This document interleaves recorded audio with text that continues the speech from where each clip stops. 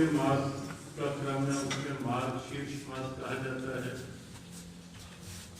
और मार्गशीर्ष मास भगवद गीता में भगवान श्री कृष्ण ने अपनी विभूतियों में इसको इस मास को लिया है, जहाँ गीता में ऋतुओं में बसंत ऋतु में हो, नदियों में गंगा में हो, वृक्षों में पीपल का वृक्ष में हो, ऐसे महीनों में मार्गशीर्ष मासा नाम मार्गशीर्ष कहा गया है।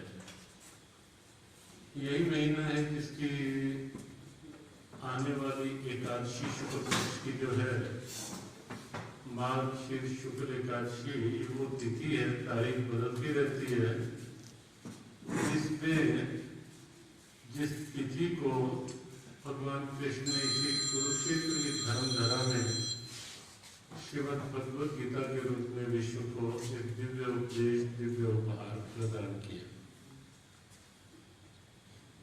हर वर्ष गीता जयंती का उत्सव संस्थाओं की ओर से आयोजित होता ही है। कुरुक्षेत्र विकास बोर्ड की ओर से भी अंतर्राष्ट्रीय गीता महोत्सव होता है, लेकिन यहाँ हम गीता ज्ञान संस्थान में गीता जयंती को लेकर एक सप्ताह के कुछ कार्यक्रम निश्चित किए गए हैं। कोविड के नियम निर्देशों को साथ में ध्यान में रखते हुए और उसी के अनुरूप इंडोर, सीमित और वैसे ही कुछ कार्यक्रम।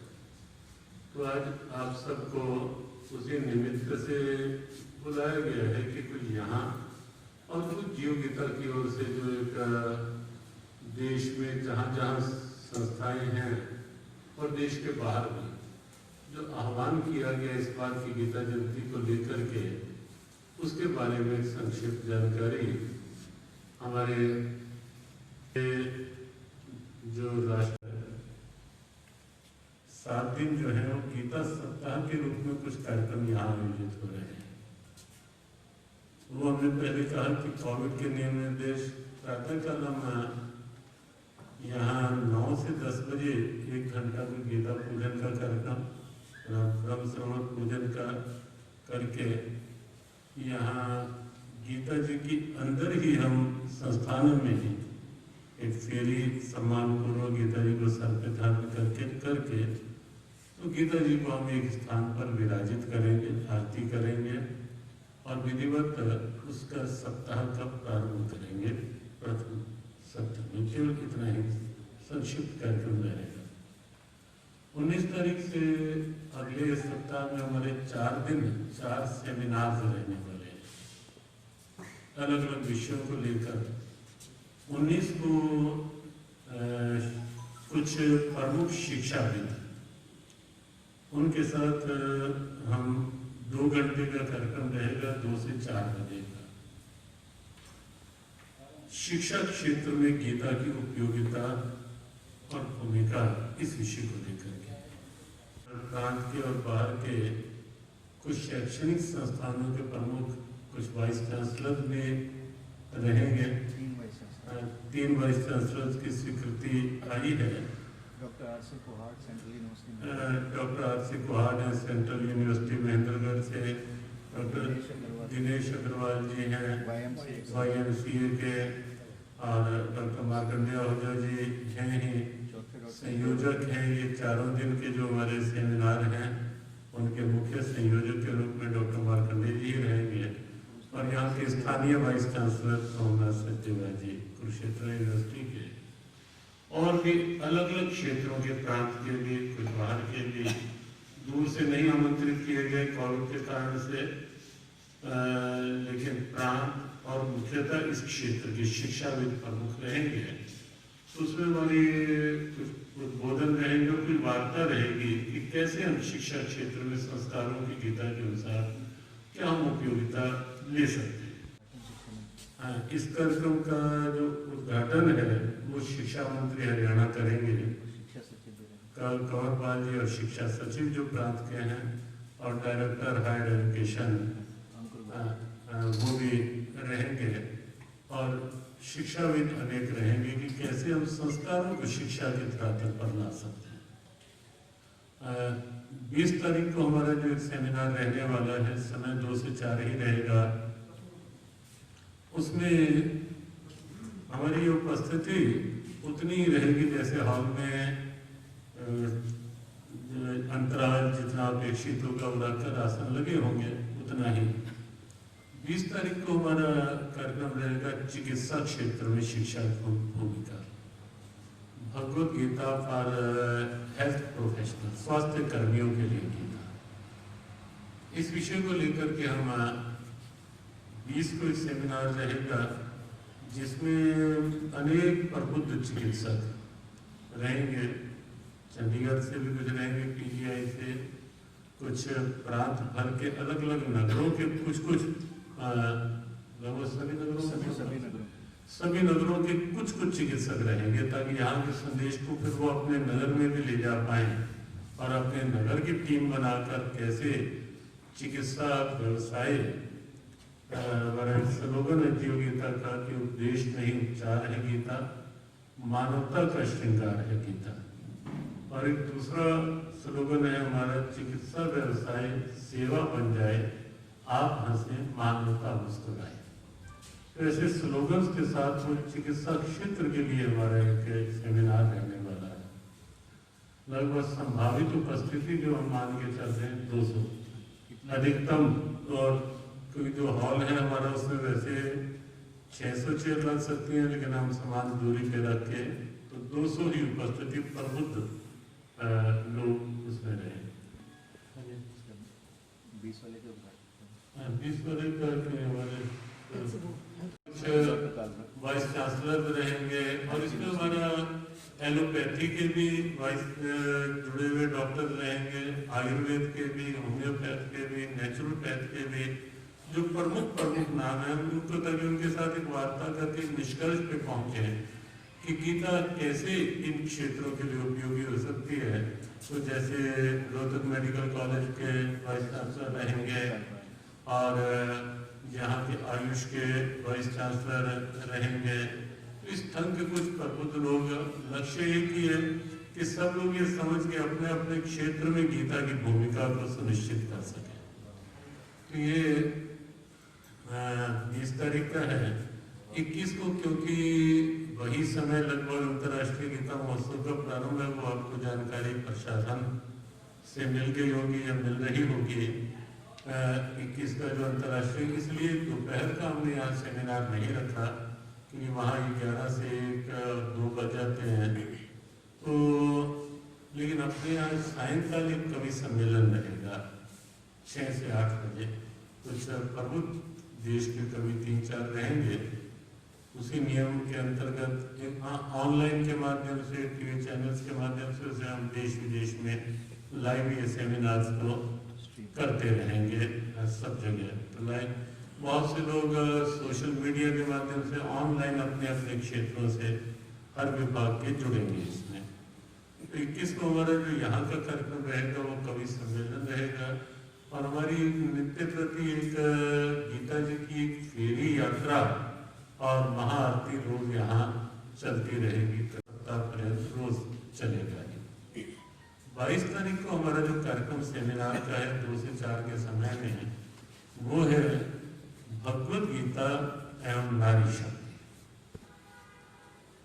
मातृशक्ति के लिए। उसमें प्रबुद्ध कुछ मातृ ऊर्जा जिन्होंने अपने अपने क्षेत्र में कुछ अच्छा काम किया है, उसमें भले वो किसी क्षेत्र से भी हो, वो सामाजिक सेवा क्षेत्र से हो, शिक्षा क्षेत्र से हो, चिकित्सा से हो, न्याय से हो, या सेवानिवृत्त हो या सेवा में हो, तो किसी भी क्षेत्र की प्रबुद्ध मातृशक्ति महिलाएं उसमें आमंत्रित किया गया है। तो उसमें भी वो 2 से 4 का एक कार्यक्रम रहेगा, प्रांत भर के अलग अलग क्षेत्रों से, और कुछ सीमित संख्या बाहर। गीता और प्रबंधन, भगवत गीता एंड मैनेजमेंट, उसमें अलग अलग क्षेत्रों के मैनेजमेंट के जुड़े लोग, जुडिशरी से भी कुछ लोग रहेंगे, कुछ लोग अपने टूरिज्म मैनेजमेंट और बिजनेस मैनेजमेंट, क्योंकि भगवत गीता हमारे विचार में मैनेजमेंट का विश्व का आज तक के इतिहास का एक सर्वोत्तम प्रेरणा है। हर तरह की मैनेजमेंट गीता के माध्यम से, बिजनेस मैनेजमेंट हो, स्ट्रेस मैनेजमेंट हो, टाइम मैनेजमेंट हो, और या लाइफ मैनेजमेंट, जो भी मैनेजमेंट, सब तरह की मैनेजमेंट का एक अद्भुत शास्त्र है गीता। तो उसके कुछ सूत्र, उसके लिए कुछ प्रबुद्ध मैनेजमेंट से जुड़े लोग अलग अलग क्षेत्रों के उसमें आमंत्रित किए गए हैं। तो ऐसा हमारा 4 दिन के सेमिनार रहेंगे। और 23 तारीख, एक दिन और बीच में छूटा है, 24, हाँ ये 23 का कार्यक्रम आपको बताया गया। 22 को नारी शक्ति, 23 को अपना ये जो गीता और प्रबंधन, और 24 तारीख को जो रहेगा, क्योंकि अंतर्राष्ट्रीय गीता महोत्सव के अंतर्गत सम्मेलन होने वाला है, उसका भी समय वही है, वही समय रखा है उसका सम्मेलन का। हाँ जी, 2 से 4 है। लेकिन हम अपना कुछ अंतर्राष्ट्रीय प्रतियोगिता रखेंगे। एक कार्यक्रम हमारा अंतर्राष्ट्रीय स्तर पर भी, जिसमें लगभग 18 देशों के प्रतिनिधि उसमें जुड़ेंगे, और ऑनलाइन वो कार्यक्रम रहेगा हमारा, जिसमें अलग अलग प्रतिनिधियों के साथ जुड़ के हम अलग अलग देशों में कैसे कैसे गीता पहुंचाई जा सकती है, पहुंची है, तो ऐसा भी कार्यक्रम रहेगा। भजन संध्या भी रहेगी, कुछ रसिक नाटक भजन भाव का कार्यक्रम रखेंगे। और 25 को गीता जयंती का पर्व है, उसमें इस संपूर्ण गीता जी का यज्ञ, कुछ ऑनलाइन प्रतियोगिताएं, और सायंकालीन ब्रह्म सरोवर परिक्रमा भी उस दिन हम हर वर्ष करते हैं। कुछ सीमित संख्या में ब्रह्म सरोवर की एक परिक्रमा भगवद गीता को सर पर धारण करके बारी बारी से, तो ब्रह्म सरोवर की हम परिक्रमा भी गीता जयंती के दिन प्रातःकाल भोर में करेंगे। ज्योति सर में भी गीता पूजन के कार्यक्रम रहेगा। इस ढंग से 25 दिसंबर के कुछ कार्यक्रम, और संध्या का वही फेरी और महाआरती का कार्यक्रम। सप्ताह से हमारा ऑनलाइन जियो गीता की ओर से गीता क्विज चल रहा था, केवल गीता से संबंधित प्रश्नों को लेकर के। तो उसमें लगभग हमारे 10,000 से अधिक ऑनलाइन सहभागिता हुई। उसमें विदेश से भी काफी संख्या थी, अलग अलग प्रांतों से भी जुड़े रहे। तो हम हर बार 9 क्वेश्चन जियो गीता की ओर से होते थे। तो उसमें जो 18 प्रथम लोग हैं, 18 आए पहले एक ही नंबर पे, और संयोग से जो जिनका एक ही जितना वो टॉपर जो चुनना चाह रहे थे, तो वो 18 ही निकले उसमें से। और 18 को उन दिनों में बुला के, या जो दूर का भी विदेश का होगा, या जैसे छत्तीसगढ़ के हैं उनको ऑनलाइन जोड़ेंगे, नजदीक वालों को बुला के उनमें से कुछ एक, और फिर क्रम से उनको कुछ विशेष प्रोत्साहन किया जाएगा, ताकि आगे बच्चों को एक नई ऊर्जा हो। 51,000 का कैश। हाँ, कुछ प्रारंभिक रखा था कि 51,000 लोगों ने प्रथम पुरस्कार के रूप में उत्साह के लिए, तो वो जो भी होगा उनको प्रोत्साहित करने के लिए यहाँ आमंत्रित किया जाएगा। एक जो इस पर विषय को लेकर के, वो ये कि तो हमने बाहर के और कुरुक्षेत्र नगर में, बाहर के नगरों में जहाँ जहाँ भी हमारा जाना होता है, जियो गीता और श्री कृष्ण कृपा समितियाँ हैं, अधिक से अधिक स्थानों पर गीता यज्ञ हो। तो हमारा 15 से 20 मिनट का गीता यज्ञ कॉन्सेप्ट है। वो हमने एक गीता यज्ञ किट भी बनाई हुई है। आप में से अगर कोई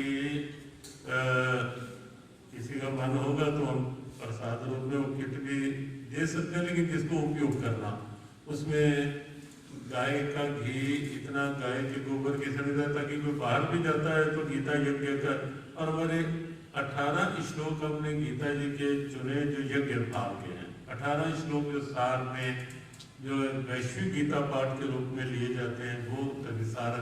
तो हमारे हजारों परिवारों में रोज वो यज्ञ होता है नित्य प्रति। कोविड में तो भरपूर यज्ञ हुआ, जब ये आह्वान किया गया कि यज्ञ अपने आप में एक सैनिटाइजेशन का बहुत बड़ा माध्यम है, बहुत यज्ञ हुए। तो इस बार भी हमने इसको लिया है गीता जयंती में, नगरों में अधिक से अधिक स्थानों में वो गीता यज्ञ के रूप में एक वातावरण में एक वातावरण सुभाषित हो। विशेष आह्वान दिया गया कि गाय के गोबर के बने दिए, जैसे ये अब आप देखें कितनी सफाई और कितना इसमें, ये गाय के गोबर के बने हुए दिए हैं। ये हमने 18 की पैकिंग, थोड़ा लूज पैकिंग है, हमने कहा ऐसा बिल्कुल। तो ये हमने हर घर के लिए आह्वान किया कि अधिक से अधिक घरों में उस दिन गाय के गोबर के बने 18 दिए प्रज्वलित हो।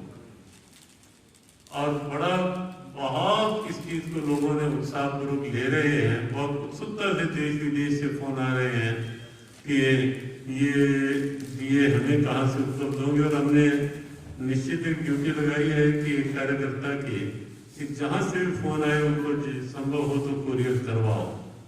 और लाखों की संख्या में ये दिए बन रहे हैं। संस्थाओं का भी हमने आह्वान किया है कि उस दिन 108 दिए संस्थाओं में भी जले, जो भी दबाव हमारा नहीं, लेकिन स्वेच्छा से सद्भावना से जो भी जुड़ेंगे। और परिवार बहुत बड़ी संख्या में जुड़ रहे हैं उसमें से 18 दिए। इसमें हमारे दोनों प्रयोजन, क्योंकि गाय का गोबर ऐसा है जिसको वैज्ञानिक दृष्टि से भी मान्यता मिली है कि उसमें आप देखें कि किसी भी प्राणी का मल जो होता है, मान लो इंसान कितना भी धनवान, बलवान, ऐश्वर्यवान, विद्वान कुछ भी है, लेकिन मल कहीं इंसान का पड़ा हो, मान लो यहीं कहीं पड़ा हो, तो नजदीक से निकलते हुए भी हम एकदम ऐसा कर लेते हैं। लेकिन गाय का आप देखें, गाय क्या प्राणी है कि जिसका मल भी इतना पवित्र है कि हमारे पूजा के अनुष्ठानों में प्रयोग होता है। आज भी सर्वोत्तम स्थान कौन सा माना जाता है यज्ञ का? जो गाय के गोबर से लिपा होता है। और वैज्ञानिक भी मानने लगे हैं कि गाय जो है वो मतलब जो परमाणु की वो होता है उसका भी निरोधक, जो एंटी रेडिएशन है। और ऑक्सीजन, गाय के गोबर से भी ऑक्सीजन निकलती है, वरना किसी प्राणी के मल में से ऑक्सीजन का प्रश्न ही नहीं।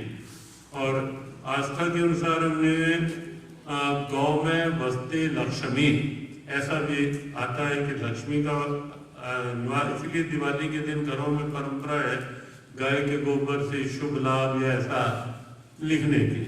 तो गाय का गोबर इसलिए लिया कि गाय के गोबर का उपयोग होगा गौशालाओं में, गौशाला को थोड़ा सा प्रोत्साहन मिलेगा कि हमारा गोबर भी कुछ अब प्रयोग होने लगा है। तो इस दृष्टि से बड़ी संख्या में गाय के गोबर के दियों का आह्वान हो रहा है। और हमें लगता है कि लाखों की संख्या में ये दिए उस दिन अलग अलग नगरों में जलाए जाएंगे। गाय के गोबर के ये प्रकाश होगा। और दोपहर को 12 बजे गीता पाठ के साथ देश विदेश में सब लोग जुड़े। और 12 बजे जहाँ भी हैं सबको ये आह्वान किया गया है। केडीबी की ओर से तो जो आह्वान हर वर्ष होता ही है, वर्ल्ड रिकॉर्ड में भी पिछले वर्ष या उससे पिछले वर्ष लिया गया था कि 18,000 बच्चों ने वो 18 श्लोक कंठस्थ करके पाठ किया। और वो इस पर कितना है?